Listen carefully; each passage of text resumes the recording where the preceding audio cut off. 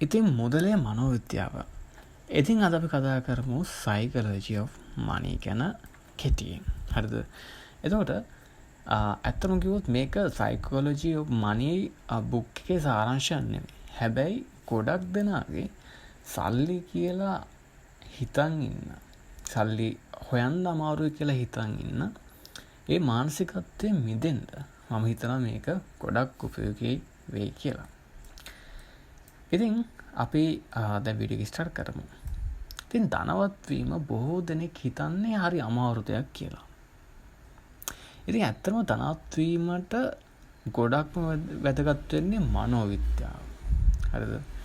සමහරක් වෙලාවට ධනවත් වීමට ගොඩක්ම බලපාන්නේ අපිට මනසේ ඇති මුදලේ පිළිබඳ විශ්වාසය, සාචේතනාවන් සහ ඒ වගේම මුදල දින ආසාව තමයි ධනවත් වීමට බෙහෙවින්ම බලපාන්නේ. එතකොට ගොඩක් මිනිසුන්ගේ මේ යාන්ත්‍රණයක් තියෙනවා. ඒ කියන්නේ සල්ලි ගැන අයහපත් යාන්ත්‍රණයක් තියෙනවා. ඒ කියන්නේ සල්ලි හොයන්න අමාරුයි. හරිද?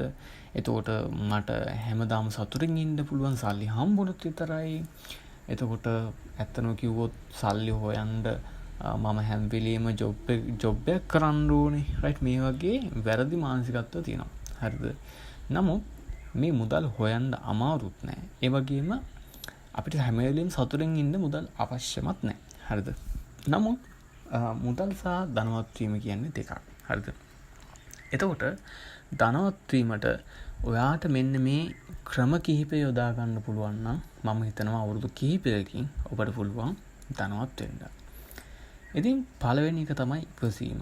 මේ ඉවසීම නැත්තම් ඇත්තම කිව්වොත් ඔබට ධනවත් වෙන්න බෑ. මොකද ඉවසීම නැති ගොඩක් දෙනා මේ වෙද්දී ඉන්න තැන් ගැන බොහෝම විට ඔබ දන්නවත් ඇති.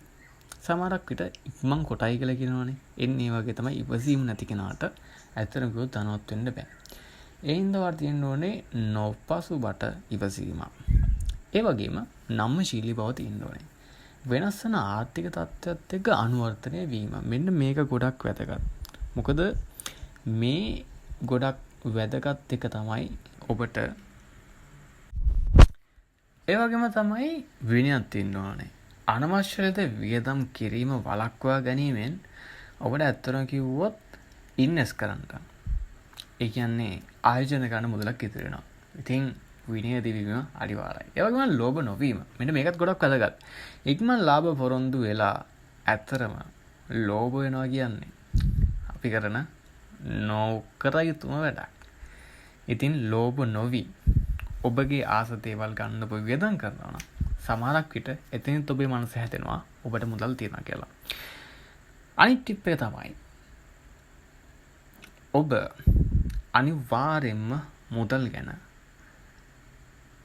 අනිවාර්යෙන්ම හොඳ මානසිකත්වයක් හදාගන්න ඕනේ. හොඳ මානසිකත්වයක් කියන්නේ මුදල් හැම වෙලෙම ඔබට එනවා.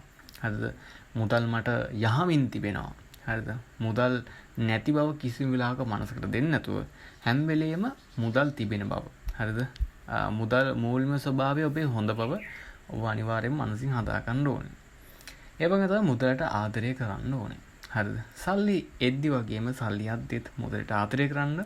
මොකද එහෙම නොවුනොත් ඔබට මෙන්න මේකෙන් ගැලවෙන්න ටිකක් අමාරුයි. හරිද? මේ දුප්පත් භාවයෙන් ගැලවෙන්න අමාරුයි. ඉතින් මේ ප්‍රධාන ටිප් ටික හරිද? ඔබේ ජීවිතේ යොදාගත්තොත් ඔබටත් ඉක්මනින් ධනවත් වෙන්න පුළුවන්. හරි. මම හිතනවා මේකෙන් ප්‍රයෝජනක් ගන්න ඇති. එහෙනම් ඔබට ජය වේවා.